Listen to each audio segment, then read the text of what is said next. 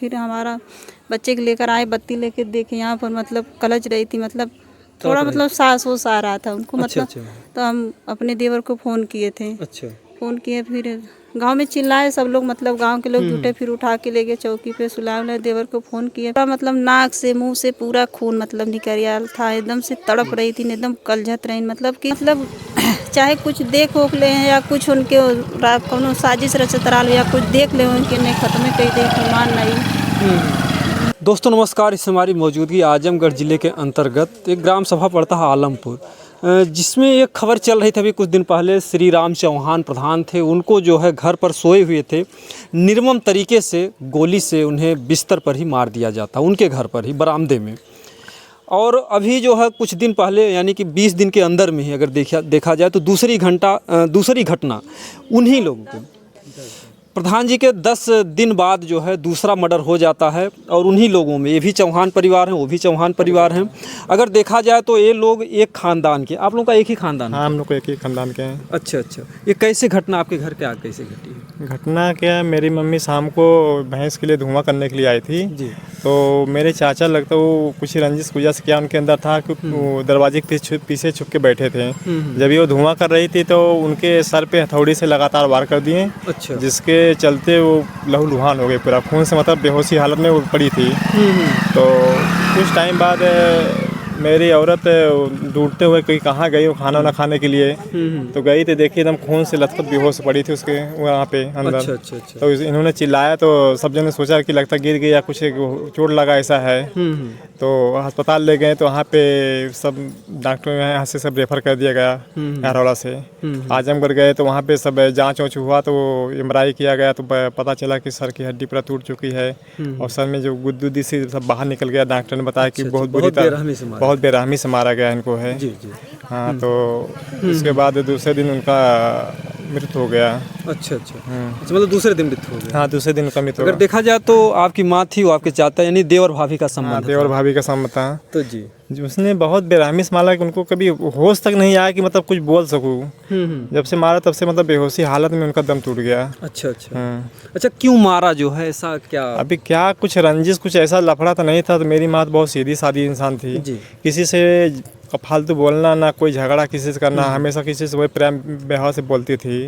अच्छा, क्या आपके चाचा जी अलग रहते थे या एक ही में? नहीं, अलग रहते थे। खाना पीना हम लोग लगभग 8-9 साल से सब अलग हो गए थे। घर हम लोग का एक ही, लेकिन सबका खाना पीना अलग बनता था 8-9 साल से।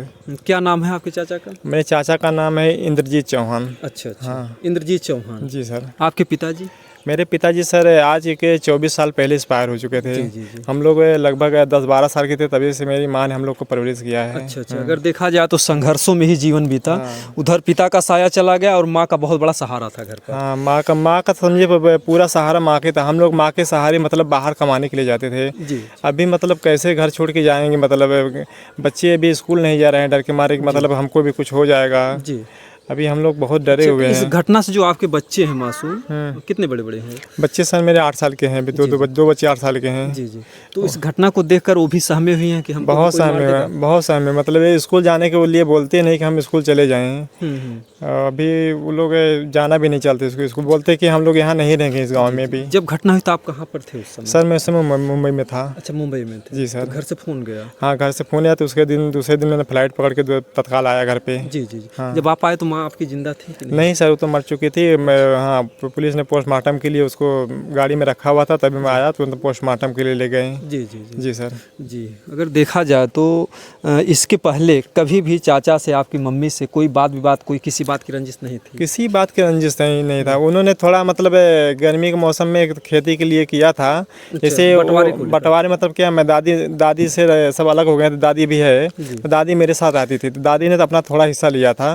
तो वो बोले मैं उसमें से हिस्सा जो मेरा है मैं वो भी ले लूँगा, मैं दादी का नहीं दूंगा। मैं बोला ठीक है, मैं छोड़ दिया। वो गया अपना, आप छोड़ भी दिए थे? मैं छोड़ दिया अपना, वो जाके अपना मेड़ डाल दिए थे खेत में। मैं वो सब छोड़ दिया, बोला जाने तो मैं दादी का अपने हिस्से में खिला जिला दूंगा। तो मैंने कुछ मैटर किया नहीं उनके साथ में। अच्छा। तो भी मतलब अभी इस समय क्या उनके अंदर क्या रंजिश थी, कुछ ऐसा था कि क्यों मारे हो? जैसे गाँव वाले बताते हैं कि पुराने मैटर में वो कहीं उधर जाते नहीं थे, पटीदार थे अथवा नहाने के लिए या कुछ करने के लिए जाते नहीं थे। तो इसमें थोड़ी बोली थी मतलब क्यों नहीं जाते हो आप। अभी क्या पता इसकी यही अच्छा, रंजिश जो प्रधान जी मरे थे उसमें मतलब हाँ उसमें। लेकिन उतनी छोटी सी बात के लिए इतनी बड़ी घटना को कोई अंजाम तो अभी सर उनको दिमाग में क्या आया, क्यों ये किया, कि कुछ और बात थी कि उन्होंने इस घटना को, इतनी बड़ी घटना को अंजाम दिया, इतनी बेरहमी तरीके से घटना हत्या की है। जी जी। उनकी गिरफ्तारी कितने देर बाद हुई जो है जब आप जी उनकी गिरफ्तारी जब 24 घंटा बाद ही उनका गिरफ्तारी हो गया। तो क्या पुलिस जो अभी तक उनसे कबलवा पाई कि आखिर में उन्होंने इतनी बड़ी घटना को अंजाम क्यों दिया? सर पुलिस ने खाली उन्होंने पुलिस के सामने अपना बयान दिया है कि मैंने हथौड़ी से मारा हूँ, इतने बजे मारा हूँ, लेकिन ये बयान पुलिस ने नहीं बताया दिया कि नहीं दिया कि क्यों मारा गया है। जी जी। इसके पीछे रीजन क्या था। जी जी। उसी ने पुलिस से मैंने पूछा तो पुलिस ने बोला कि अभी क्या करूँ, उसको मारा तो बता ही नहीं रहा है। तो पुलिस बोलते कि साले ये क्या बोलते हैं, पुलिस के मार से सब इतने बड़े बड़े गुंडे बोल देते हैं कि मतलब क्यों किया हूँ, लेकिन उससे क्यों नहीं कबूलवा पा रहे हैं। जी जी जी। यहाँ पर अगर देखा जाए तो इनकी बातों से लगता है कि पुलिस अभी भी नाकाम रही कि सही बात को उगलवा नहीं सकी।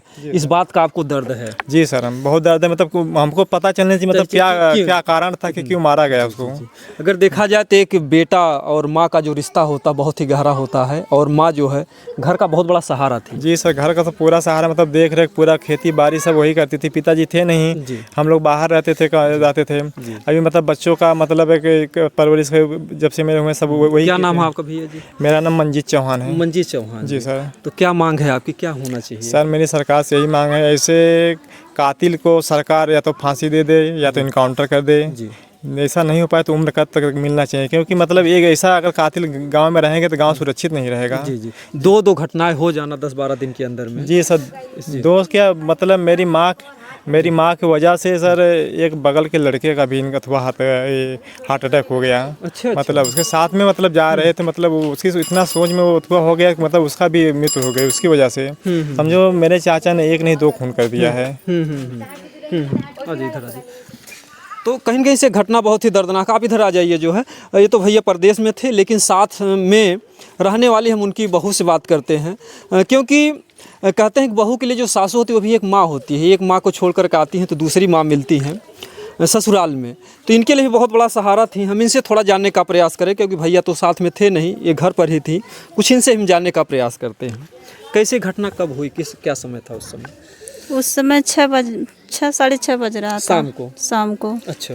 जैसे हम घास करके अम्मा आई थी हमारे पास, मतलब बैठी थी कुछ टाइम के लिए जी।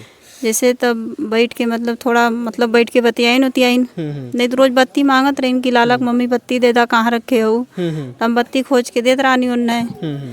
वो दिन बत्ती भी ना मांगनी। थोड़ा उस दिन बत्ती नहीं मांगी? नहीं, थोड़ा अन्हार हो गया था, चप्पल भी नहीं पहनी थी, मतलब उस दिन मतलब कुछ भी नहीं। हम बोले थे मतलब नहीं भैंस बांधने गई, कहीं गई होंगी यार बाहर भीतर। तो पता चला बाद में, जैसे हम दादी को खाना दिए थे अपने, तो बच्चे दोनों हमारे खा रहे थे। तो चौकी बैठ के लड़का बोला था कि मम्मी माई कहाँ गई नहीं, भाई ना आई नहीं। हम कहानी कहीं का लुई अब आई हैं। अच्छा, जो आपके बच्चे थे? हाँ। कहा तो मैं बताई ना जाती, पता ना कहाँ चली गई नहीं। कुछ टाइम बाद जैसे हम यार बार खोजे, मतलब बगल से पूछे, फिर वहाँ जो घटना हुई थी वहाँ पे गए थे। कुछ टाइम बाद वहाँ नहीं मिली, तब फिर हमारा बच्चे को लेकर आए, बत्ती लेके देखे यहाँ पर मतलब कलच रही थी, मतलब थोड़ा मतलब सांस वोस आ रहा था उनको। मतलब तो हम अपने देवर को फ़ोन किए थे। फ़ोन किए, फिर गांव में चिल्लाए सब लोग, मतलब गांव के लोग जुटे, फिर उठा के ले गए चौकी पे, सुलाए देवर को फ़ोन किया, फिर देवर आए, उनको उठा के ले गया हरौला अस्पताल में।